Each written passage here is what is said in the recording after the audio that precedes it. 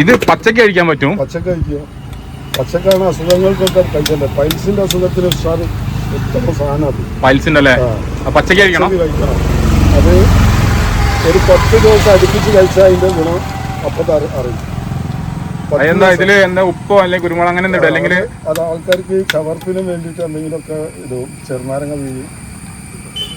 ചെറുനാരങ്ങാണ് അധികം ഉപയോഗിക്കുക. ഇവിടെ വന്നിട്ട് ഇത് പച്ചക്ക് തിന്ന് പോണ ആൾക്കാരുണ്ട്.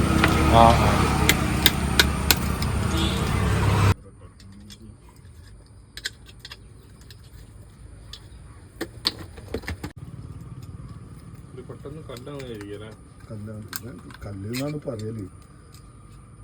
മുരുക്കല്ല് എന്നാ പറയാ.